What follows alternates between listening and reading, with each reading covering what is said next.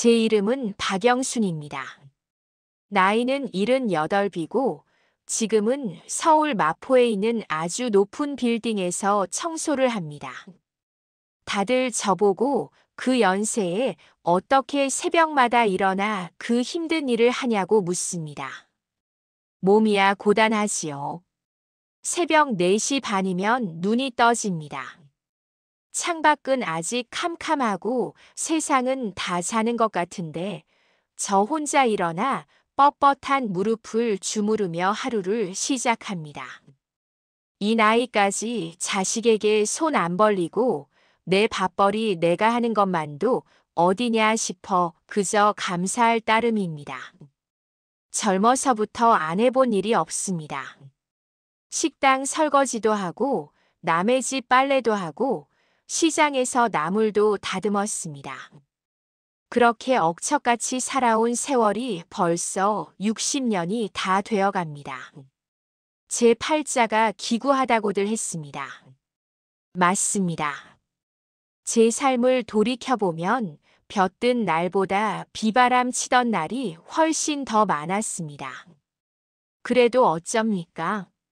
내게 주어진 삶인 것을 그냥 묵묵히 하루하루를 걸레질하듯 닦아내며 살아왔습니다.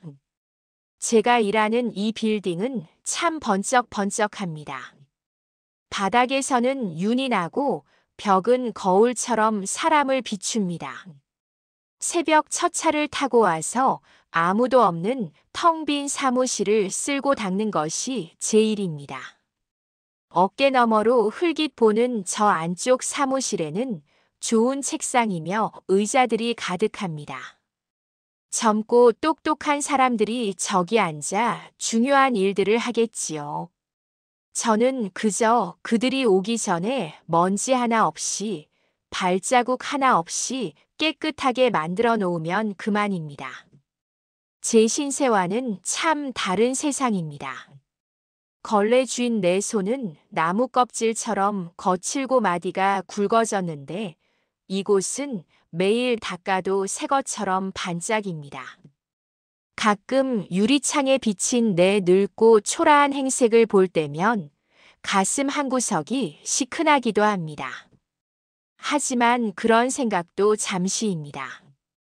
아침 7시가 넘어가면 엘리베이터가 바빠지기 시작합니다. 좋은 양복을 쫙 빼입은 젊은이들이 우르르 몰려 들어옵니다. 다들 어깨를 펴고 당당하게 걷는 모습이 참 보기 좋습니다.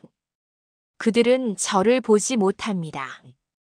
아니, 보아도 그냥 투명한 유리창 보듯 지나칩니다. 저는 그저 허리를 숙이고 그들의 구둣발에 방해가 되지 않게 조용히 비켜설 뿐입니다. 그것이 이 빌딩에서 청소부 박영순이 존재하는 방식입니다. 그렇게 수백 명의 사람들이 저를 스쳐 지나갑니다. 다들 바쁘고 다들 귀한 분들입니다. 저는 그저 묵묵히 제 할 일을 합니다. 복도를 닦고 화장실을 치웁니다. 변기에 묻은 오물을 닦아낼 때도 저는 아무렇지 않습니다. 일이라는 게 다 그런 것이니까요. 깨끗하게만 만들 수 있다면 더러운 걸 만지는 게 대수롭진 않습니다. 그런데 유독 저를 힘들게 하는 사람이 하나 있습니다. 이 빌딩 12층에서 일하는 젊은 부장이라고 들었습니다. 나이는 한 40쯤 되었을까요? 키가 훤칠하고 이목구비가 아주 서늘하게 잘생긴 사람입니다. 그 사람은 어찌나 깔끔을 떠는지 제가 청소를 다 해놓은 곳도 꼭 다시 한번 훑어봅니다. 어느 날은 제가 화장실에서 막 나오는데 저를 불러 세웠습니다. 아주머니. 그 목소리는 얼음장처럼 차가웠습니다. 네, 부장님. 제가 허리를 굽히며 대답했지요. 바닥에 물기 안 보이세요? 방금 닦았습니다만. 물걸레질을 했으면 마른 걸레로 마무리를 해야 할 것 아닙니까? 사람 미끄러지면 책임지실 거예요. 저는 아무 말도 못하고 다시 걸레를 들고 들어가 바닥을 박박 문질러 닦았습니다. 그는 제가 다 닦을 때까지 팔짱을 끼고 서서 지켜보았습니다. 그 눈빛이 어찌나 날카롭고 차가운지 제 등줄기가 다 시릴 정도였습니다. 그 사람 앞에서는 제가 더 작아지는 기분이 듭니다. 물론 저야 이 빌딩에서 제일 낮은 곳에서 일하는 사람이니 누구에게든 고개를 숙여야 마땅합니다. 하지만 유독 그 부장님 앞에만 서면 꼭 죄 지은 사람처럼 가슴이 쿵쾅거리고 손이 떨려옵니다.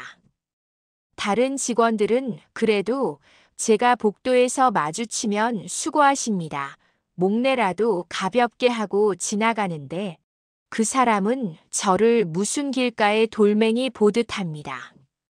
아니, 돌멩이보다도 못하게 아예 없는 사람 취급을 할 때가 더 많았습니다. 제가 복도를 닦고 있으면 제 물통을 발로 툭 차서 물이 쏟아진 적도 있습니다. 아이쿠, 죄송합니다. 제가 놀라 허리를 숙이는데도 그 사람은 씨 짧은 욕설 같은 소리를 내뱉고는 한번 돌아보지도 않고 제 어깨를 치고 휙 지나갔습니다.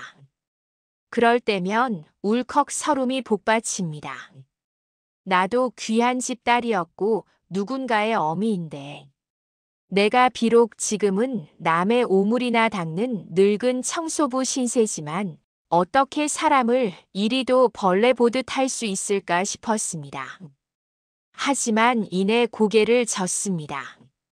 다 내 팔자 탓이지요. 배우지 못하고 가진 것 없이 늙은 내 탓입니다. 누굴 원망하겠습니까?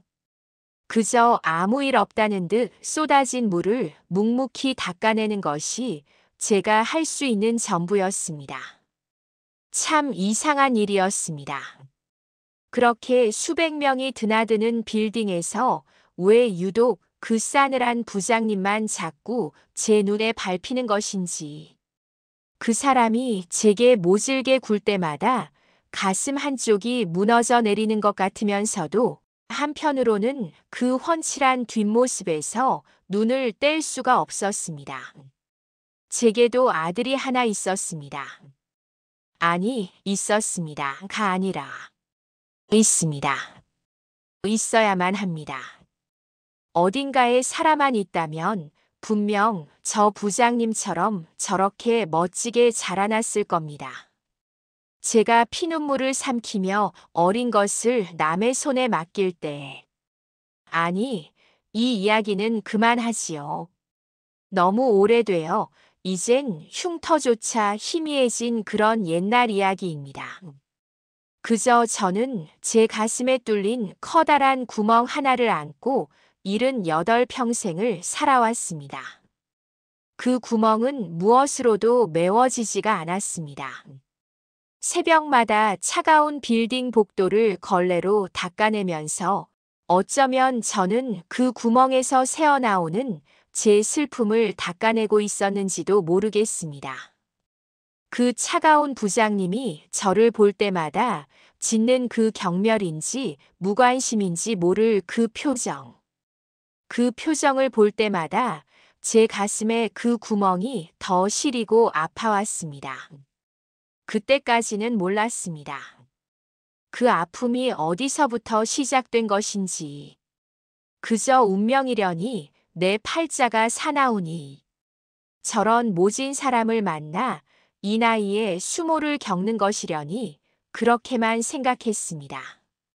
그 사람과 저 사이에 그런 무서운 인연이 숨겨져 있을 줄은 꿈에도 정말 꿈에도 몰랐습니다. 그렇게 하루하루를 그저 숨죽인 듯이 빌딩의 그림자처럼 지냈습니다. 그 부장님. 아니, 그 사람. 그 사람의 눈에 띄지 않는 것이 상책이라 여겼습니다.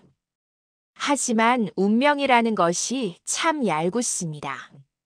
피하려고 하면 할수록 더 지독하게 얽히더군요. 그날은 비가 아주 세차게 내리던 날이었습니다. 장마철이라 그랬는지 빌딩 로비 바닥이 사람들 젖은 우산에서 떨어진 물로 흥건했습니다. 저는 늙은 허리를 굽혀가며 연신 대걸레로 그 물기를 닦아내고 있었습니다. 한참을 그렇게 엎드려 바닥만 보고 있는데 어디선가 아주머니 하는 그 차가운 목소리가 제 등 뒤에 꽂혔습니다.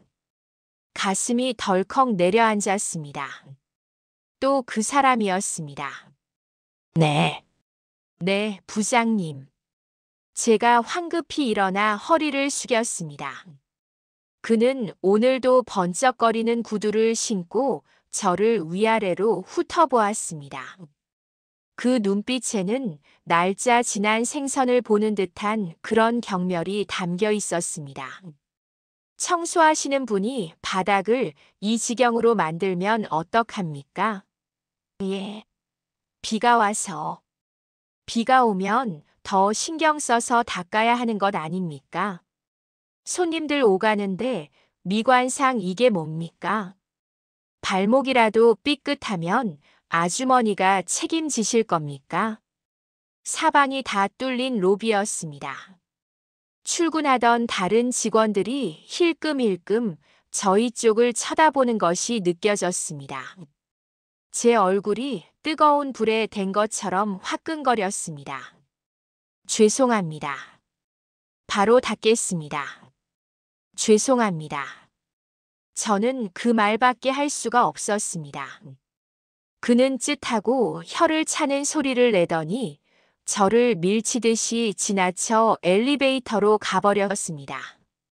저는 그 자리에 한참을 못 박힌 듯 서 있었습니다.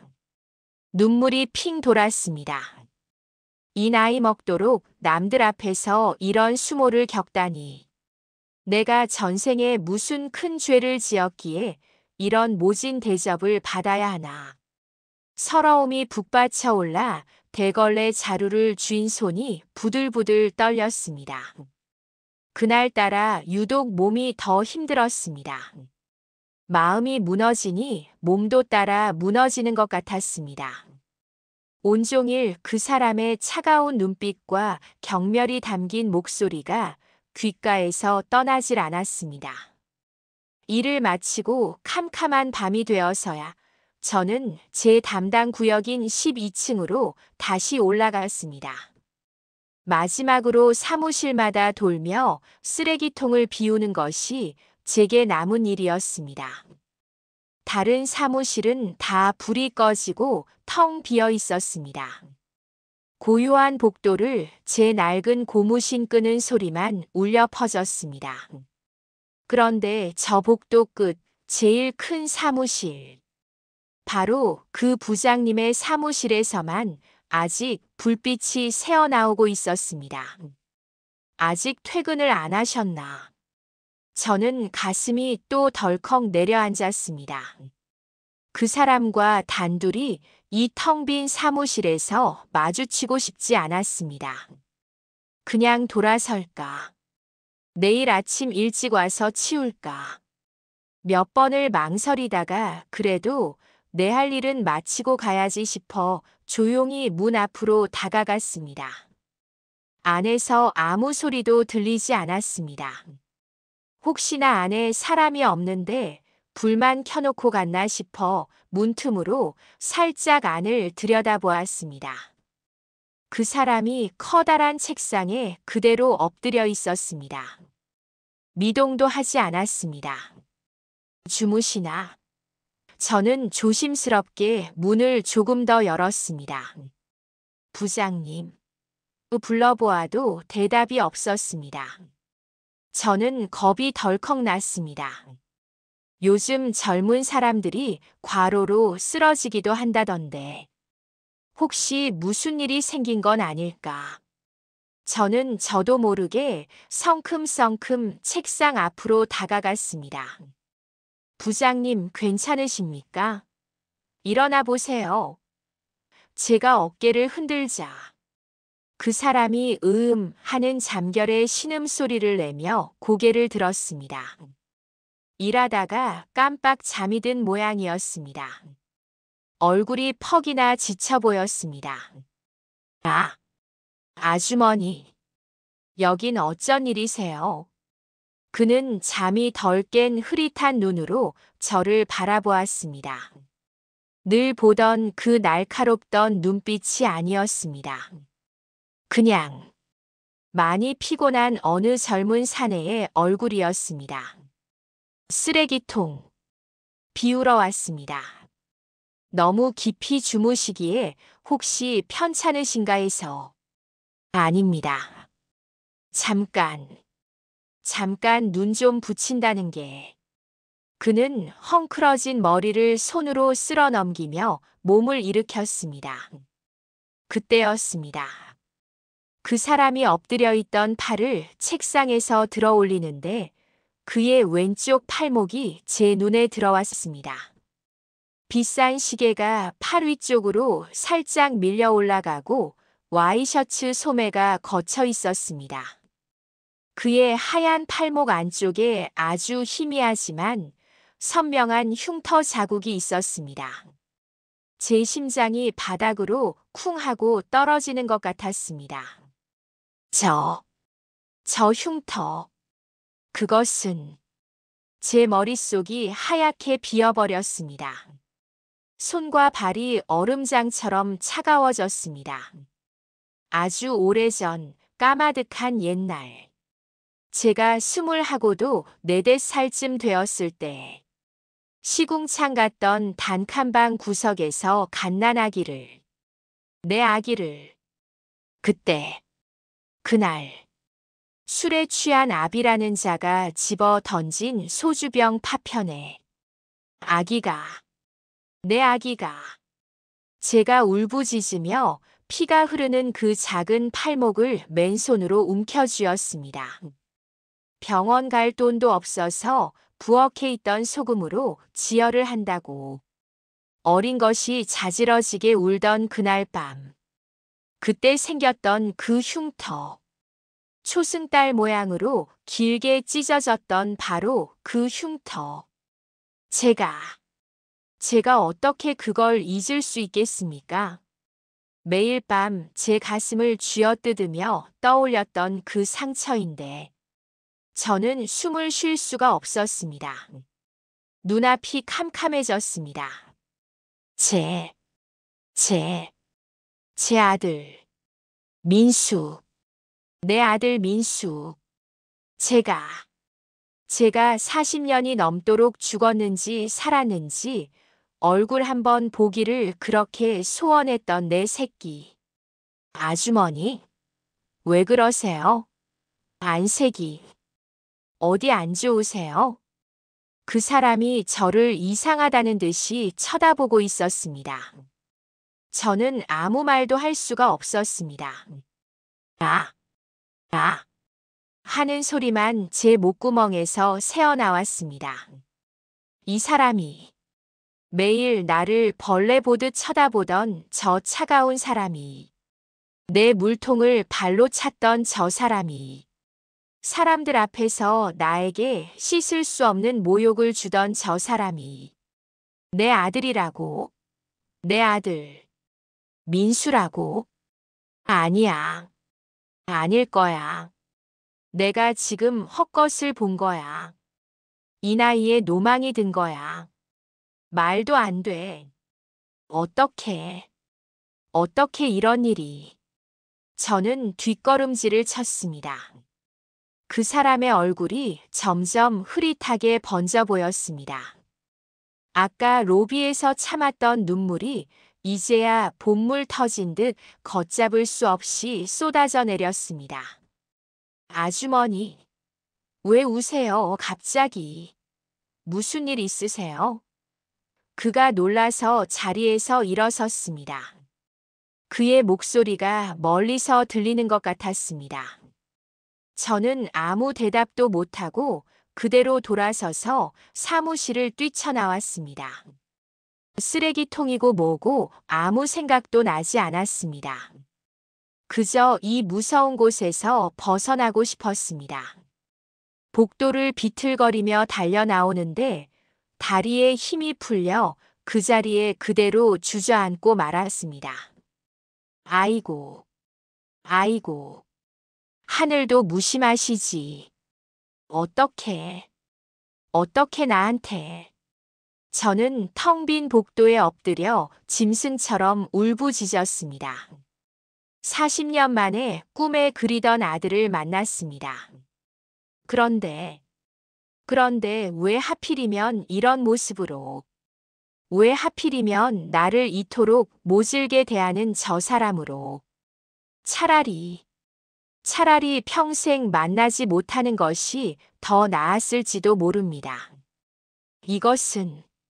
이것은 신이 내게 내리는 가장 잔인한 벌이었습니다. 그날 밤 저는 집으로 돌아가지 못했습니다. 아니, 돌아갈 수가 없었습니다. 빌딩 지하 차가운 계단 구석에 쭈그려 앉아 밤을 꼬박 새웠습니다. 제 머릿속은 온통 그 아이의 팔목에 있던 그 흉터, 그것 하나로 가득 찼습니다. 아니야. 아닐 거야. 내가 잘못 본 거야. 세상에 흉터가 그것 하나뿐이겠어. 비슷한 상처일 뿐이야. 내가 늙고 눈이 어두워져서 헛것을 다 본 거야. 그렇게 수백 번, 수천 번을 고개를 저었습니다. 하지만 그럴수록 제 심장은 더욱 세차게 북처럼 울려댔습니다. 맞다. 그 흉터는 틀림없이 내 아들 민수의 것이었다. 그것은 제가 이 손으로 만들어준 상처나 마찬가지였습니다. 그 아이가 태어난 지 돌도 채 지나지 않았을 때 그 아이의 아비, 내 지옥 갔던 전 남편이라는 그 인간. 매일같이 술에 절어들어와 저를 개 패듯이 두들겨 팼습니다. 그날도 그 인간은 눈이 벌게져서 닥치는 대로 물건을 집어 던졌습니다. 제가 갓난아기인 민수를 품에 안고 방구석에 웅크리고 있었지요. 이년아, 또 애새끼 울음소리 그치게 못해. 그 인간이 마시던 소주병을 벽에 집어 던졌습니다. 쨍그랑 하는 소리와 함께 유리 파편이 사방으로 튀었습니다. 그리고 제 품에 안겨있던 어린 것의 왼쪽 팔목에서 피가 솟구쳤습니다. 아이가 숨이 넘어가듯 자지러지게 울었습니다. 저는 그 순간 눈이 뒤집혔습니다. 어디서 그런 힘이 났는지 그 인간에게 미친 사람처럼 달려들었습니다. 이게만도 못한 놈아. 내 새끼한테 무슨 짓이야. 그날 밤 저는 피투성이가 된 민수를 안고 그 지옥 같던 집을 맨발로 뛰쳐나왔습니다. 병원 갈 돈이 없어 약국에서 가장 싼 소독약과 붕대를 사서 제가 직접 상처를 싸맸습니다. 어린 것이 얼마나 아팠는지 밤새도록 열이 펄펄 끓었습니다. 저는 그 작은 손을 붙잡고 밤새 울었습니다. 미안하다, 아가. 이 못난 어미를 만나 내가 고생이다. 그 흉터. 그날 생긴 그 흉터가 어떻게 저 사람의 팔목에 자리 잡고 있단 말입니까? 밤이 꼬박 새도록 저는 울다가 실성한 사람처럼 웃다가 제 가슴을 쥐어뜯었습니다. 하늘도 무심하시지. 40년을 죽었는지 살았는지 소식이라도 한번 듣는 게 소원이었는데 어떻게 이런 식으로 만나게 하십니까? 다음 날 동이 트고 저는 퉁퉁 부은 얼굴을 찬물로 겨우 씻어냈습니다. 그리고 아무 일도 없었다는 듯이 다시 청소 카트를 밀었습니다. 도망칠까? 이 빌딩을 그만둘까? 아니, 그러면 안 돼. 내 아들, 내 아들 얼굴을 하루라도 더 봐야 해. 그날부터 제 일과는 완전히 달라졌습니다. 저는 더 이상 그 부장님을 피하지 않았습니다. 아니, 오히려 그 사람의 눈길이 미치지 않는 곳에서 그림자처럼 그 사람을 쫓아다녔습니다. 멀리서 그가 엘리베이터에서 내리는 모습을 지켜봅니다. 당당하게 어깨를 펴고 복도를 걸어가는 저 뒷모습. 잘 자라주었구나. 정말 고맙게도 저렇게 멋진 어른이 되어주었구나. 저는 기둥 뒤에 숨어 눈물을 훔쳤습니다. 가슴 한쪽이 아려오면서도 다른 한쪽은 터질 것처럼 벅차올랐습니다. 내 아들, 내 새끼. 그가 회의실에서 큰 소리로 직원들을 나무라는 목소리가 복도까지 울려 퍼집니다. 예전에는 그 목소리가 얼음장처럼 차갑고 무섭기만 했는데, 이제는 그 목소리마저 다르게 들립니다.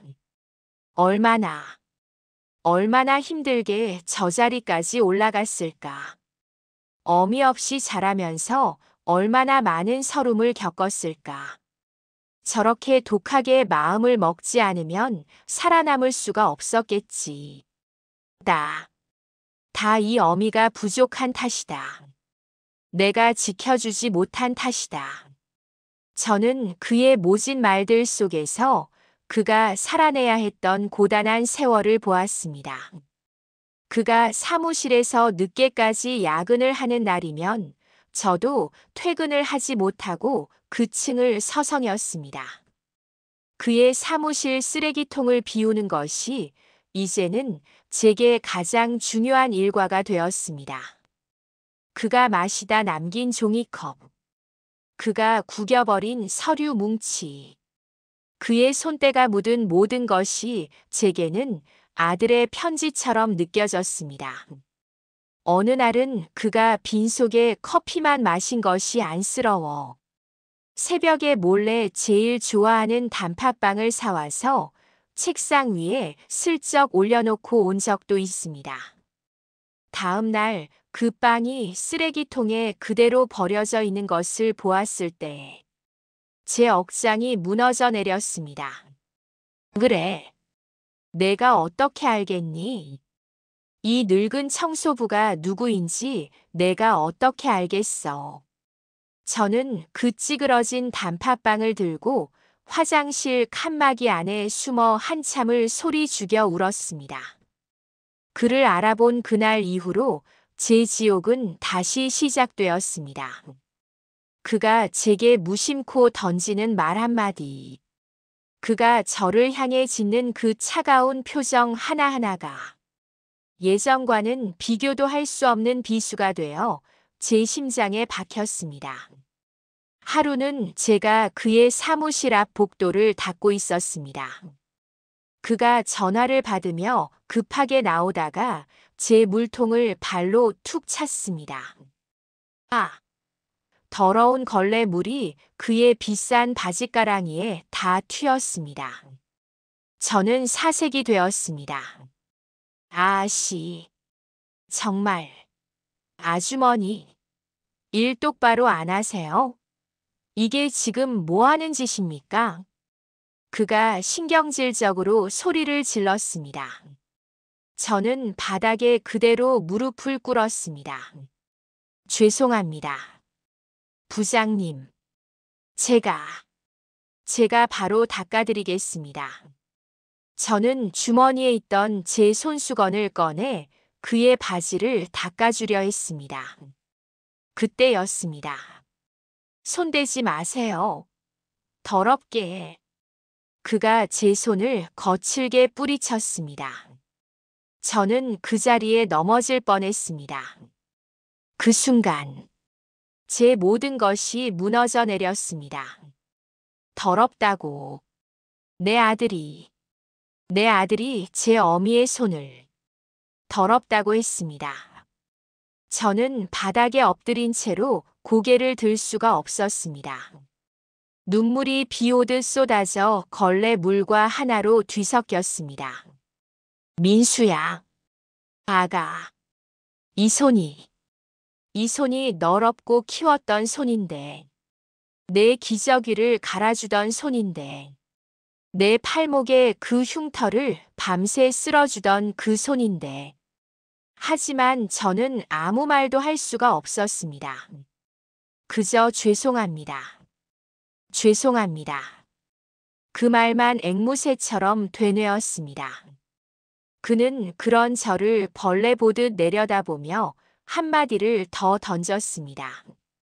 대체 일을 이런 식으로 하면서 무슨 낯으로 월급을 받아갑니까? 당장 그만두세요. 내일부턴 나오지 마세요. 해고. 그 말이 제 귓전을 때렸습니다. 그만두라고. 내일부턴 나오지 말라고. 그 말은 제게 단순히 일자리를 잃는다는 의미가 아니었습니다. 그것은 제 아들을, 40년 만에 찾은 내 아들을 다시는 볼 수 없게 된다는 사형 선고였습니다. 저는 이성을 잃었습니다. 저도 모르게 그의 바지가랑이를 붙잡았습니다. 부장님, 제발 그 말만은 하지 마세요. 제가 잘못했습니다. 다시는 이런 일 없도록 하겠습니다. 제발, 여기서 일하게만 해주세요. 이거 놓으세요. 사람 창피하게. 그는 제 손을 떼어내려 몸부림쳤습니다. 민수야. 아니, 부장님, 제발. 한 번만 용서해 주세요. 네. 그때였습니다. 제가 무심코 내뱉은 그 이름. 민수야. 그가 움찔하고 멈춰 섰습니다. 그의 눈이 지진이라도 난 듯 크게 흔들렸습니다. 방금 뭐라고 하셨어요? 저는 깨달았습니다. 제가 무슨 말을 했는지. 아닙니다. 부장님, 제가 너무 놀라서 제 아들 이름이, 제 어릴 때 이름을 어떻게 아셨습니까? 그의 목소리가 얼음처럼 굳어 있었습니다. 제 이름, 민수. 그 이름을 어떻게 아느냐고. 그 사람의 얼굴이 하얗게 질려 있었습니다. 그 오만하고 차가웠던 눈빛은 간데없고 꼭 길 잃은 아이처럼 두려움에 떨고 있었습니다. 저는 바닥에 무릎을 꿇은 채로 그를 올려다보았습니다. 눈물이 앞을 가려 그의 얼굴이 보였다 안 보였다 했습니다. 이제는 말해야 했습니다. 이 지옥 같은 인연의 매듭을 풀어야 했습니다. 부장님. 아니, 민수야. 제 목소리가 갈라져 나왔습니다. 그 팔목 좀. 다시 한번 보자꾸나. 제가 떨리는 손을 내밀어 그의 왼쪽 팔목을 가리켰습니다. 그는 자신도 모르게 오른손으로 제 팔목을 움켜쥐며 뒷걸음질 쳤습니다. 이걸 어떻게? 당신이 그거 내가 돌도 되기 전에 그 인간이 내 아비라는 자가 집어던진 소주병에 그때 다친 거란다. 그의 눈이 찢어질 듯이 커졌습니다. 그 흉터에 대한 비밀. 그것은 아마 그 아이가 자라면서 들었던 자신의 뿌리에 대한 유일한 단서였을 것입니다. 병원 갈 돈도 없어서 이 못난 어미가 부엌에 있던 소금으로 지혈을 했어. 밤새 열이 펄펄 끓는데 해줄 수 있는 게 없어서 그냥 안고 우는 것밖에. 못했어. 거짓말. 거짓말하지 마. 당신이 누군데? 그런 말을. 우리 엄마는 죽었다고 들었어. 내가 갓난아기 때 돌아가셨다고. 그는 아니라고 고개를 저었지만 그의 다리는 이미 힘이 풀려 있었습니다. 벽에 기대지 않으면 서 있지도 못할 것처럼 보였습니다. 저는 바닥을 기듯이 그에게 다가갔습니다. 그리고 제 거칠고 주름진 손으로 그의 비싼 구두를 어루만졌습니다. 죽지 않았어. 죽지 못했어. 내가 내 어미다. 민수야. 이 벌어먹을 년이 내 어미다. 제 입에서 그 말이 터져 나오는 순간 세상의 모든 소리가 멎는 것 같았습니다. 그도 멈추고 저도 멈추고 시간도 멈춰버렸습니다. 그는 저를 내려다보았습니다. 정말 태어나서 처음 본다는 듯이 저의 깊게 패인 주름을, 눈물로 범벅이 된 얼굴을, 청소부 유니폼 위에 희끗하게 내려앉은 머리카락을 그렇게 한참을 저를 바라보았습니다. 그러더니 그 자리에 그대로 주저앉았습니다. 아니, 무너져 내렸다는 말이 맞을 겁니다. 아니야. 아니라고 해. 제발. 아니라고 해. 민수야. 내 아가. 이 못난 어미를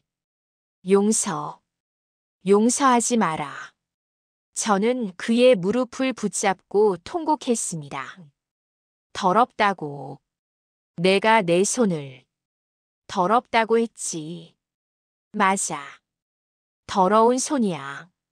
내 새끼 하나 지켜주지 못한 더럽고 죄 많은 손이야. 그 순간이었습니다. 그가 내 아들이 짐승이 우는 듯한 소리를 내뱉었습니다. 그가 자신의 머리를 쥐어뜯으며 오열하기 시작했습니다. 내가 무슨 짓을 내가 어머니한테 내가 무슨 짓을. 그는 더 이상 차가운 부장님이 아니었습니다. 그냥 어미를 잃고 40년을 헤매던 가여운 아이 민수였습니다. 그는 제 손을, 제가 내민 그 더러운 손을 미친 듯이 붙잡았습니다. 자신의 얼굴에 가져다 대고 마구 비벼댔습니다. 어머니, 죄송합니다. 제가 죽일 놈입니다. 제가 어머니를 못 알아보고. 그 차가운 복도 바닥에서 저희 두 사람은 그렇게 한참을 부둥켜 안고 울었습니다. 40년 만에 처음으로 제 아들을 안아보았습니다. 너무 늦게 알아봐서 미안하고, 이런 초라한 모습으로 만나서 미안하고, 지켜주지 못해서 미안하고, 그저 미안하다는 말밖에는 아무 생각도 나지 않았습니다. 그 일이 있고 며칠이 지났습니다. 저는 빌딩을 그만두지 않았습니다. 아니, 그만둘 수가 없었습니다. 그곳에 제 아들이 있으니까요. 내 아들 민수도 저를 해고하지 않았습니다. 우리는 여전히 그 빌딩에서 매일 마주칩니다. 하지만 모든 것이 달라졌습니다. 그 애는 더 이상 저를 날카롭게 쏘아보지 않습니다. 저를 아주머니라고 부르지도 않습니다. 그렇다고 아직 어머니라고 부르지도 못합니다. 우리 사이에 쌓인 40년이라는 세월은 그렇게 쉽게 허물어지는 벽이 아니었습니다. 우리는 그저 복도에서 마주칠 때마다 아주 오래 서로를 바라볼 뿐입니다. 그의 눈에는 너무나 많은 말이 담겨 있습니다. 미안합니다. 원망합니다. 보고 싶었습니다. 어떻게 해야 할지 모르겠습니다. 저도 그저 그런 아들을 바라보며 속으로만 말합니다. 괜찮다. 아가. 괜찮다. 살아만 있어줘서. 그것만으로도 고맙다. 오늘 아침이었습니다. 제가 1층 로비 바닥을 닦고 있었습니다. 출근하던 아들이 제 옆에 가만히 서더군요. 아무 말도 없었습니다. 저는 그냥 묵묵히 걸레질만 했습니다. 그때 아들이 제 손에 무언가를 쥐어주었습니다. 따뜻한 캔커피 하나였습니다. 저는 놀라 고개를 들었습니다. 아들은 제 눈을 똑바로 바라보며 작게 목례를 했습니다. 그리고는 아무 일 없었다는 듯이 엘리베이터로 걸어갔습니다. 저는 그 자리에 서서 한참을 움직일 수가 없었습니다. 제 손에 남아있는 그 따뜻한 온기. 내 아들이 더럽다고 밀쳐냈던 바로 그 손에 따뜻한 커피를 쥐어주었습니다. 그 온기가 제 가슴 속 40년 묵은 얼음을 다 녹여내리는 것 같았습니다. 제 이름은 박영순입니다. 나이는 78. 저는 이 빌딩에서 청소를 합니다. 그리고 저는 민수 어머니입니다. 우리의 잃어버렸던 시간이 이제야 아주 천천히 다시 흐르기 시작했습니다. 고맙다, 아들아.